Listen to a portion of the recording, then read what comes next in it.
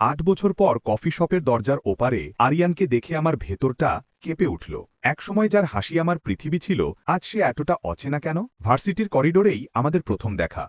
ধীরে ধীরে class, library আর চায়ের আড্ডায় আমাদের দূরত্ব ঘুঁচে গেল। একদিন বৃষ্টির দিনে রিকশার হুডের নিচে আরিয়ান আমার হাত ধরেছিল।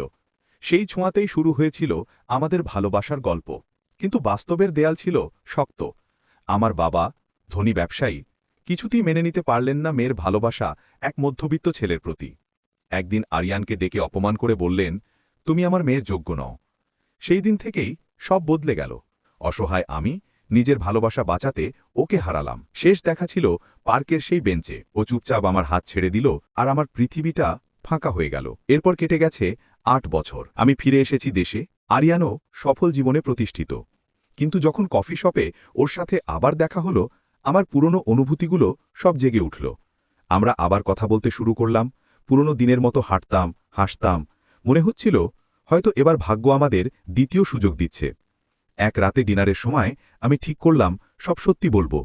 কিন্তু তার আগেই আরিয়ান বলল, তুমি কেন সেদিন চলে গিয়েছিলে আমি জানি। আমার চোখ ভিজে উঠল। ঠিক তখনই ও বলল, চলো তোমাকে একটা জায়গায় নিয়ে যাই। গাড়িটা থামল হাসপাতালে। আমি অবাক হয়ে গেলাম। ও আমাকে অনকোলজি ওয়ার্ডে নিয়ে গেল। কাচের ভেতর শুয়ে থাকা এক মেয়েকে দেখালো। শরীর জীর্ণ, মুখে হাসি। ও স্নেহা। আরিয়ান বলল, আমার স্ত্রী। ৩ বছর হলো বিয়ে করেছি, কিন্তু এখন ওর লাস্ট স্টেজ ক্যান্সার। আমার কণ্ঠ শুকিয়ে গেল। আরিয়ান শান্ত গলায় বলল, স্নেহা জানে তোমার কথা। ওই আমাকে তোমার সাথে দেখা করতে বলেছিল। ও চায় ওর পর আমি যেন একা না থাকি। আমার চোখে ঝাপসা জল। বুঝলাম জীবন কত নির্মমভাবে খেলে। যে মানুষটার জন্য এতদিন অপেক্ষা করেছিলাম সে এখন অন্য কারো গল্পের নায়ক, আর সেই গল্পের শেষও এত বেদনাদায়ক। কয়েকদিন পর খবর এলো, স্নেহা আর নেই।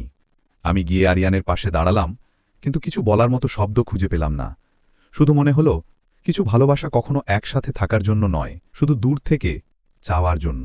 আমাদের গল্পটা শেষ হয়নি, শুধু সময়ের পাতায় থেমে গেছে, একটা অসমাপ্ত কবিতার মতো, যার হৃদয়ে চিরকাল বাজবে।